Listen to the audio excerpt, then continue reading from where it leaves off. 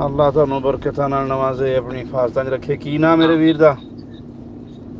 ਹਾਂਜੀ, ਮੇਰਾ ਨਾਂ ਜੀ ਜਿਹੜਾ ਮਤਲਬ ਬੇਸਿਕਲੀ ਜਿਹੜਾ ਮੇਰਾ ਘਰਦਿਆਂ ਵੱਲੋਂ ਰੱਖਿਆ ਗਿਆ ਸੀ ਉਹ ਸਿਮਰਨ ਆ, ਤੇ ਬਟ ਮੈਂ ਜਿਵੇਂ ਚੇਂਜ ਨਹੀਂ ਕਰਵਾਇਆ ਕੁਝ ਵੀ, ਤੇ ਵੈਸੇ ਮੇਰਾ ਜਿਹੜਾ ਇਸਲਾਮਿਕ ਨੇਮ ਆ ਅਲਹਮਦੁਲਿਲਾ ਮੈਂ ਹੈਦਰ ਰੱਖਿਆ ਆਪਣਾ ਨਾਮ ਜੀ। ਮਾਸ਼ਾਅੱਲਾ, ਬਹੁਤ ਪਿਆਰਾ ਨਾਮ ਮੇਰੇ ਵੀਰ ਦਾ। ਲੇਕਿਨ ਜੀ ਕਲਮਾ ਪੜ੍ਹਨਾ ਜਿਹੜਾ ਹੁੰਦਾ ਹੈ ਦਿਲ ਦੇ ਨਾਲ ਵੀ ਲਾਜ਼ਮੀ ਹੈ, ਔਰ ਜ਼ੁਬਾਨ ਤੋਂ ਉਹਦਾ ਇਕਰਾਰ ਬਿਲਕੁਲ ਜੀ, ਕਰਨਾ ਵੀ ਲਾਜ਼ਮੀ ਬਿਲਕੁਲ ਹੈ। ਜੀ, ਬਿਲਕੁਲ ਜੀ। ਦਿਲ ਤੋਂ ਤਾਂ ਜੀ ਮੈਂ ਸ਼ੁਰੂ ਤੋਂ ਮਤਲਬ ਕਾਫੀ ਟਾਈਮ ਹੋ ਚੱਲਿਆ, ਮੈਨੂੰ 9 ਮਹੀਨੇ ਹੋ ਚੱਲੇ ਨੇ। ਦਿਲ ਤੋਂ ਤਾਂ ਮੈਂ ਪੜਿਆ ਹੋਇਆ ਵਾ ਜੀ ਬਹੁਤ ਟਾਈਮ ਦਾ। ਮੈਂ ਕਿਹਾ ਵੀ ਇੱਕ ਵਾਰ ਚਲੋ ਤੁਸੀਂ ਵੱਡੇ ਹੋ, ਜਿਵੇਂ ਹਾਂ, ਤੁਹਾਡੇ ਨਾਲ ਪੜਿਆ ਜਾਵੇ ਤਾਂ ਚਲੋ ਡਾਊਟ ਕਲੀਅਰ ਹੋ ਜਾਣਗੇ ਸਾਰੇ ਜੀ। ਮੇਰੇ ਨਾਲ ਹੁਣ ਪੜੋ। ਅਸ਼ਹਦੂ ਅਸ਼ਹਦੂ ਅੱਲਾ ਇਲਾਹਾ ਅੱਲਾ ਇਲਾਹਾ ਇल्लल्लाह ਇल्लल्लाह व अशहदु व अशहदु अन्ना अन्ना मुहम्मदन मुहम्मदन रसूलुल्लाह।